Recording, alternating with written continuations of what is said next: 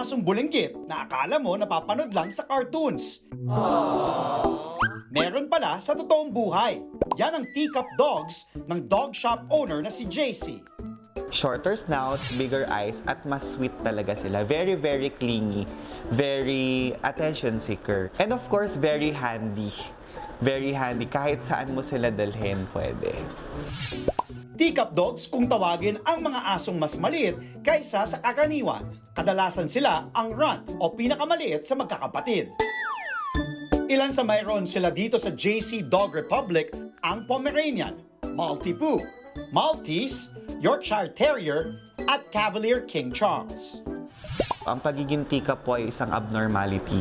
There are some points na chine-check namin sa body, sa head nila, sa ipin nila na for sure hindi talaga sila lalaki.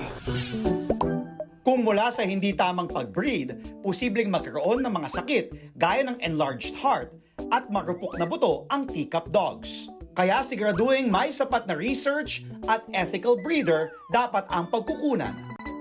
The very common na nagiging concern po with them is hypoglycemia and hypothermia. Ito po yung pagbaba ng sugar na nila sa katawan na nagkakos po ng minsang pag-seizure, minsang pagtatamlay. Hindi pwedeng magutom at dapat laging may vitamins at supplements ang mga teacup dogs. Hindi rin sila pwedeng pagurin ng husto at ilabas ng basta-basta.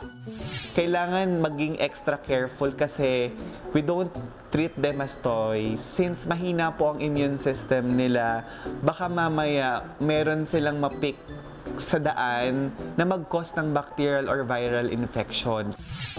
Pero huwag mag-alala dahil family-friendly ang karamihan sa teacup dogs. They are all hypoallergenic. So if meron po sa family ninyo na may asthma or allergies, hindi po sila nakaka-affect. Hindi kasing small na mga doggies na ito ang kanilang presyo. Kaya para sila sa mga talagang committed at handang gumastos. They are all imported from Korea, China, and Europe. So, it's either hand carry or nakakargo po sila. And the price range is around 200 to 400,000. Pinakamahal ngayon na ibinebenta ni na JC ang Italian Greyhound na ito mula Korea. 350 hanggang 500,000 pesos lang naman ang presyo nito. Walang masamang humiling ng alagang mananatiling mukhang puppy. Pero tandaan na kahit anuman ang kanilang size, basta't maalagaan ng tama, mananatili silang forever na baby natin. Mga kapatid, Maui David po. Simula ng inyong araw na may alam at may pakialam sa mga may init at umaaksyong balita sa bansa. Para maging una sa balitaan, mag-subscribe at mag-follow sa social media pages ng News 5.